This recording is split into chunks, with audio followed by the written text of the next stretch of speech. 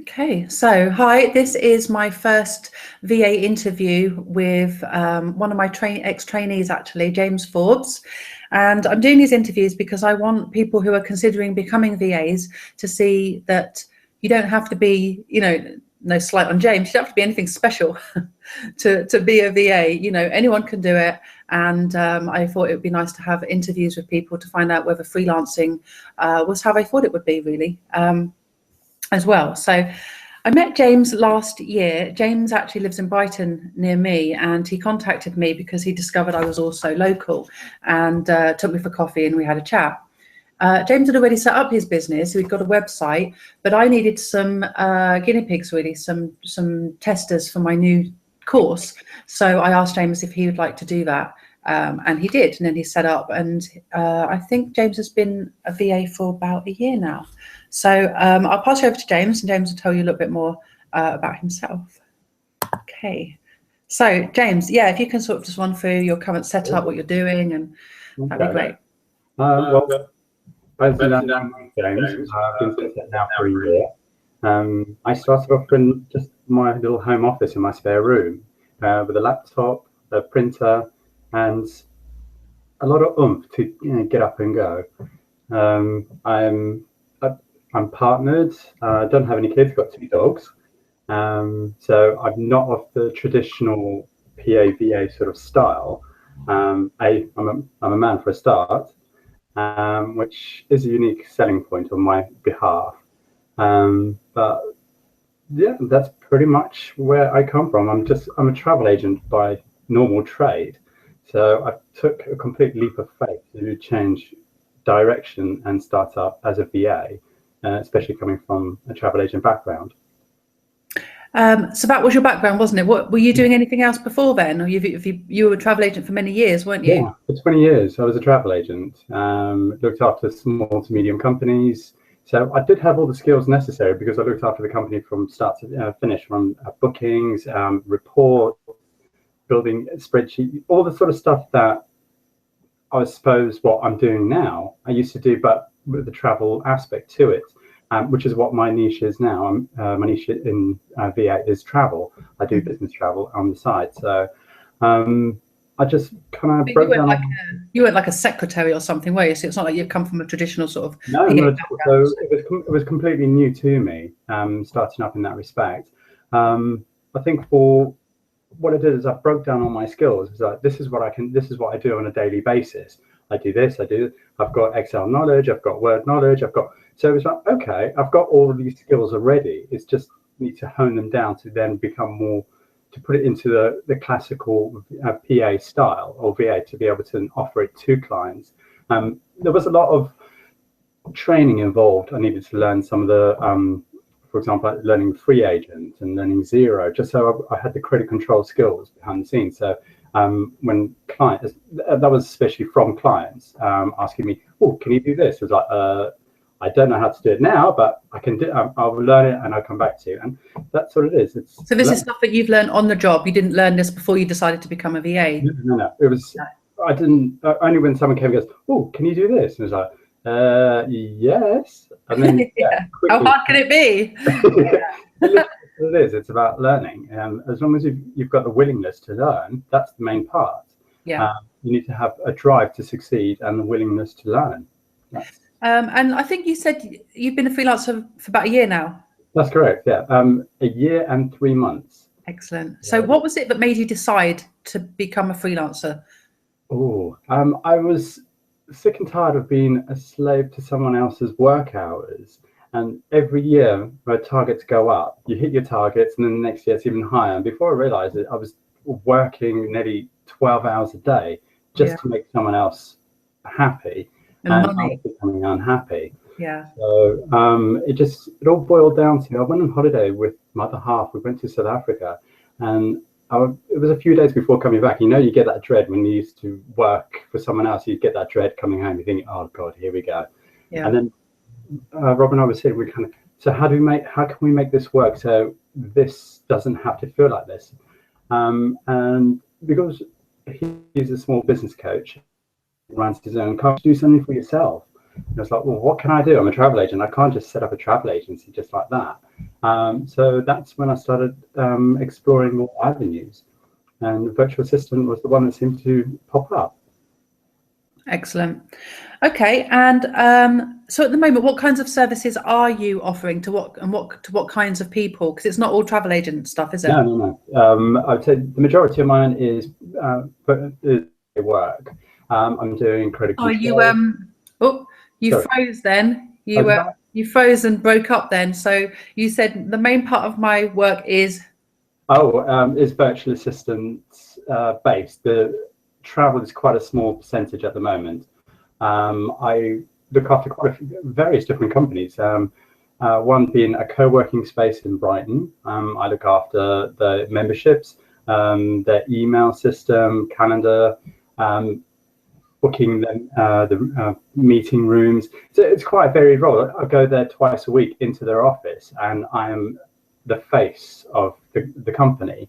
I go there, help them with changing light bulbs, just random stuff. So, and then I have another company, which is an IT company based in London and Brazil. I look after the one-to-ones, build the event management, so set up the monthly meetups, again, credit control, bookkeeping. That's why I had to learn free agent, was for that company. But you make it quite clear that you're not, a qualified bookkeeper, that you're just helping them with expenses. Oh, yeah. They do know. When he asked me, I said, I don't have experience in this. I do my own bookkeeping, but I'm not trained. He was like, I just need someone to raise invoices and chase them when they're late. It's like, I do that anyway for myself, so I can do that for you. So yeah, it's definitely under no illusions that I am a bookkeeper. Yeah. Cool. What other kinds of stuff do you do? Have you been surprised as well at the kinds of things that people have asked you to do? Oh, yeah. I had someone ask me to go and clean their office for them. Okay. Yeah, that didn't go down too well. He invited me around he said, oh, could you come over? I need to go through some jobs. So yeah, sure, I'll come over. Went over there and went to his office and said, I need my office cleaning. I've got all this stuff. I was like, oh, I wasn't expecting that. So it was a bit random. That didn't work out, obviously. But I thought, if you want to pay £25 an hour, come and clean my toilet. So I mean, that's very different than decluttering. Is very. Yeah. I mean, I've done office reorganisation and decluttering and making systems up. That's what I was expecting. Yeah. Yeah. It was literally cleaning the shelves. He had loads of books on the shelves that he wanted to take to either the dump or the second-hand shop or wherever. Just wanted me to clean his office. I'm thinking, oh, that's quite an expensive cleaner. So it was a bit. Wasn't what I was expecting. And what kind of other tasks are you doing? What sort of stuff do you like doing? I like the mundane stuff. It's really odd. I love building spreadsheets. I love putting together all. I know data collection, data entry. It's mind-numbingly boring, but it's easy work. And I do, like, every now and again. I want to do something that's not taxing. Yeah, so that's it. I spend an hour just plotting all that stuff in, and get paid for it. Yeah, I quite like that, actually. Put the radio on or a podcast or something and just put some music on and just get on with this boring task. Yeah, because if you're doing that all day, every day, it'd be a nightmare, like people do in offices. But when you're going like, you're like £30 an hour, baby. Exactly. That's quite nice. So who was your first client and how did that come about? My first client was actually my other half. He's a small business owner himself. So I'm looking after his emails and his calendar, his appointments, basically the stuff that he was getting bogged down with, and he needed the time to then go see a client. So it was like, oh, hi, I'm here. So when I started, he was my first client. And then how about your first client that was, not someone that you knew, like a proper, like, oh my God, I don't know you, this is weird. Yeah, that was my first client was also my first nightmare client. Interesting. Yes, she became one of my biggest clients, but she micromanaged me like nobody's business. To the point where she would give me a job to do and then contact me half an hour later to change the job and add this and that, and then go, oh, I need to ask a question. One of my clients has asked me to do this and this. What do you think? I'm like, I am not qualified to be looking after your business. I'm supposed to be supporting you in your business by doing anything that is taken away from your fee earning work. So yeah, that lasted about 9 months, and we had coffee over this. So I remember speaking to you about it, and you were like, "Oh, that sounds like a toxic client." And yeah, it got to the point where that's a long time though, for 9 months. she was my first client, and I kind of almost felt not loyalty to her, because she helped me build my business up, and I helped build her business up. So even though she was a nightmare, I could manage her. But every time I saw the phone ring or saw an email pop up, it was like, uh-oh, that pit in your stomach just goes you thinking. Yeah, that's funny actually, because one of my early clients, I think she was a really early client, and I mean, her invoice each month would come to about £900, so it was a huge amount. But I hated her. I couldn't bear doing the work, and I think it got to a point where I found myself standing over her.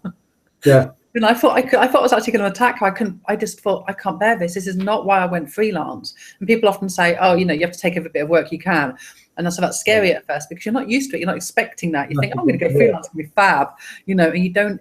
I always say to, trainees that doing the work is actually the easy bit. It's the client management that's actually hard. Yeah, that's the thing. So where do most of your clients come from? What sort of marketing do you do to get them, and what works for you? I use your LinkedIn help sheet. I go through all that. The guide. I've got that. Quite a few of them are referrals. They've all kind of come through from referrals. I think my majority, I think to start with, was using LinkedIn, networking.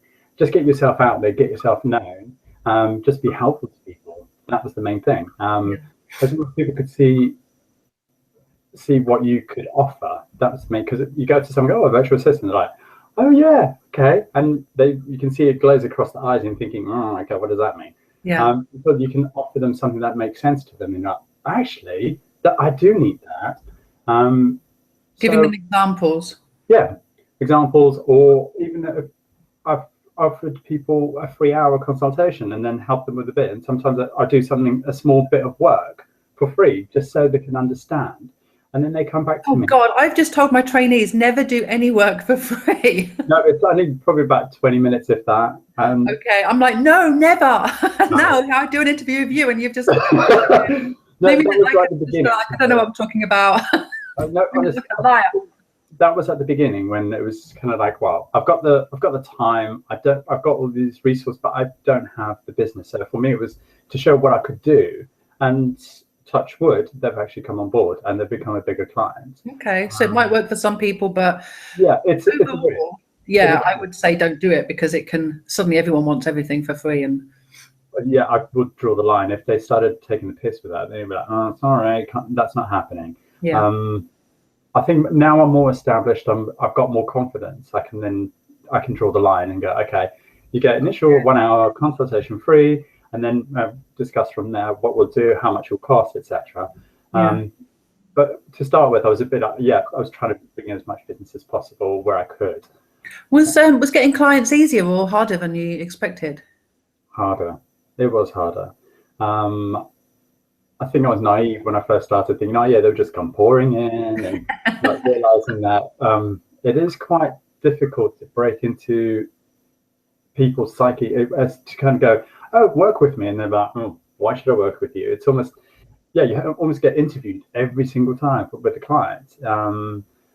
It was quite tough. I think it's one of those things when I first started thinking, oh yeah, you go on, just say what I can do, and people just come flooding in, but no. Right that way. Okay, interesting.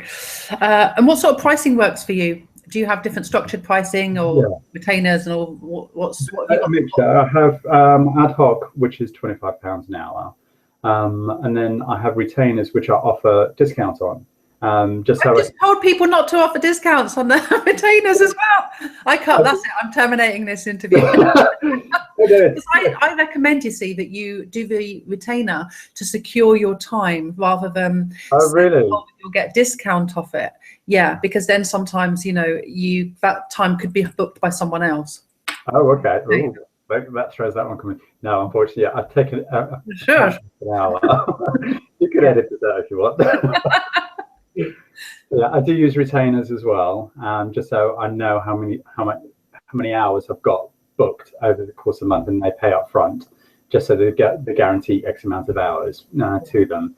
But if it's ad hoc, then it's just per hour, £25 per hour. Was it easy selling a retainer, getting people onto retainers? Not to start with. To start with, they use you ad hoc just so they can, until they realize your value. Then they will, once they start giving you more and more work, then they realize, okay, I need to book this amount of time. Yeah. But I think to start with, most people tend to be on a per hour basis. Yeah. And then how do you manage your clients and set boundaries with them, manage their expectations? I think to start with, we sit down, kind of work out what they want. Then I write everything down, put it all together in an email to them, say, okay, you want this amount of time from me, this is the jobs that you want to do. So I put it all out in an email, all in writing, so they've got it in writing between us. I also put it in my contract to them. So this is how many hours you want of me, this is the jobs, just so they know where the boundaries are. If there's, and then I put in there, if they want any more work, it's going to be extra on top. So, and then we have a conversation if they do want to increase it or decrease it, and go from there, really. Do you find that you get, like, did they try and call you at the weekend or at night or anything like that? You don't have any? No, my hours. My hours are built into my contract. Work Monday to Friday, 8:30 to 6. These are the hours that I'm available. So yeah. No, then actually, no. My nightmare client called me once on a weekend, and I didn't answer the phone. I was just like, I'm sorry, I'm not. And how do you find, so what happens if one client calls you and you're at another client's office? Do you take that call? Did you say to them, do you mind if I take calls, or do you just leave the call and call them back? I leave the call and call them back, because my time is with that client. I'm not going to interrupt what I'm doing with that client at that moment in time to take a call from someone else. I just think that changes the whole thing with the dynamic with the client, because I'm always on the call to someone else. If it rings, I'll just say, sorry, put it to one side. And my phone's always on silent when I'm with a client anyway. And then once I'm finished with that, I call them back, say, sorry, I was in a meeting, how can I help? And then clients are fine with that, because they're always in meetings themselves. So as long as you set the boundaries, so they're not always at your beck and call, or you're not always at their beck and call. Yeah. They know that you are busy, you're running your own business yourself. And yeah, they tend to respect that anyway. Important. And who's your favorite client and why? You've told me about your nightmare client. My favorite one is my IT guy. He runs the IT company, and because he outsources all his work to different freelancers around the world, both in London and in Brazil, he knows exactly how to give you a job. He'll write it all down. He will break it down step by step, what he wants, how he wants it, and the time scale he wants it. So everything is built into, and he will even record a little video for me of how to do a specific process on a new bit of kit. I'm learning how to use Close, which is a CRM system for him. He records a video. This is what I need you to do. This is how I need to do it. Amazing. It's just like perfect. He gives me all the information up front, and then and lets me run with it. Perfect. That's great. Yeah. Have you ever been asked to do something that you didn't know how to do? I mean, you've sort of said that, I guess that you have already answered that and said that you just kind of learn, but do you just go, yeah, or do you say, oh, I'm not that familiar with it, but I'll go and find out?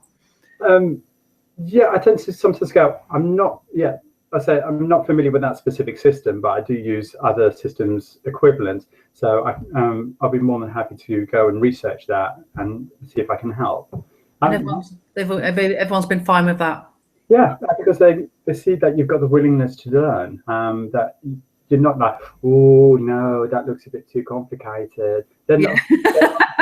Like, I don't have any confidence in you being able to deliver this job. If you give them the willingness to learn and say, I'm quite happy to learn this system, then people are like, okay, you've got some oomph there. You want to kind of learn the job to help me.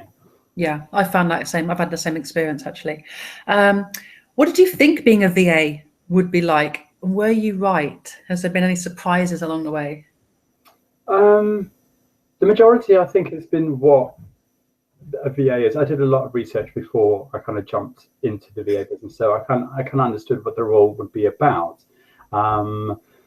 There were not many surprises, with the exception of having to try and clean someone's office and stuff like that. But some people say that they didn't realize that, about working by themselves. They don't like being by themselves all day, or they didn't. what other things have people sometimes said that they about managing their own time and having to get out of bed and do that stuff? They kind of hadn't anticipated having to. The learning curve was quite steep to start with, especially coming from a working environment where you had to be there at a certain time and you had a structure during the day. You have to give the structure to yourself. So I had to learn to literally block my time and my calendar to go, okay, got this then, I got to do that then, walk the dogs then. This, so my whole day is literally planned out in blocks of time to give me the structure I need. Otherwise, you just sit there and before you realize it, you're surfing on Facebook and you're thinking, oh no, I've just wasted 15-20 minutes and I need to be doing something. So, I agree. I do the same. And I also realize sometimes because you're used to working 9 to 5, you feel that you need to still when you're a VA. And you're like, well, I've got my work done. I've earned my money for the day. So I'm going to stop now. That's actually okay. You feel guilty sometimes, I think. Yeah, I think actually when I would go out during the day, I don't know, go meet someone for coffee or something like that, I used to feel guilty thinking, I need to get back, I need to be working. And then slowly over a period of time, I'm realizing, no, I can juggle to fit it around. I am a freelancer for a reason. Yeah. And then say, okay, I can take an hour out now to go out, see some friends or go for coffee, whatever. And then I fit the hour in somewhere else. It's not as if you're going to get docked pay because you were late by an hour for not doing this sort of stuff. You learn to build your own day, to build your own week.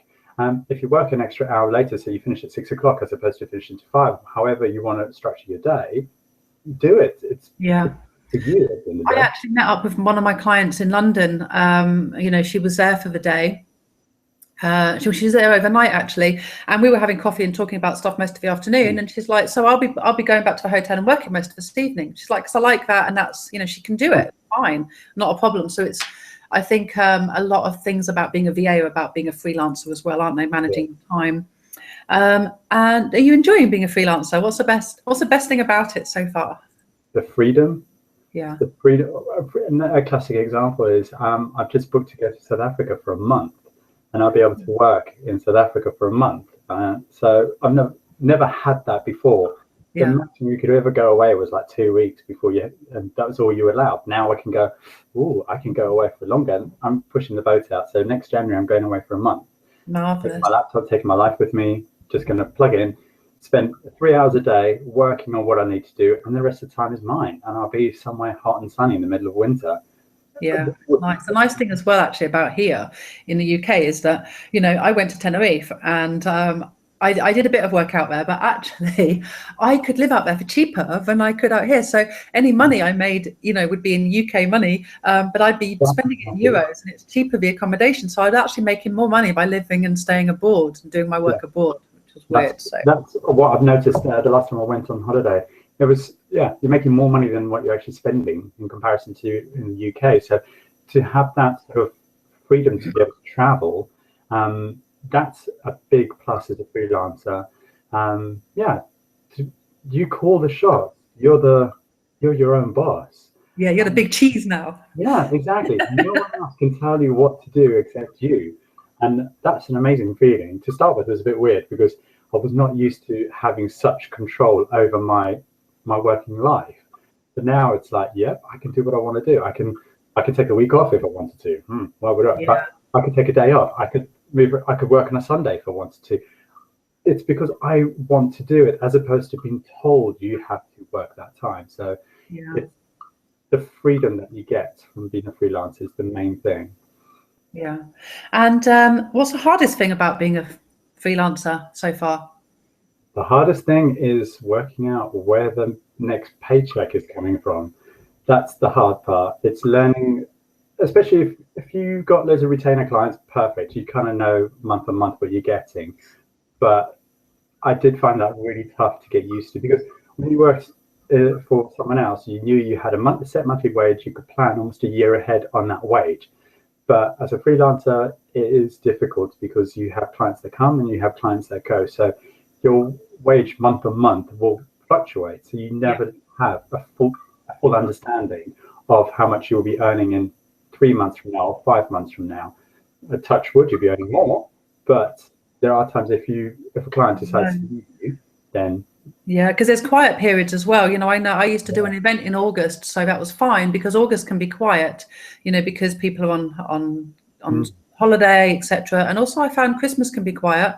But, you know, a lot of my clients were marketers, and actually they're often working on their own business at that point, and they have stuff for me to do then. But yeah, I found there were sort of up and down points. But yeah, it's true. I think that if you need a steady paycheck and you're not ready to give that up yet, then this is being a freelancer.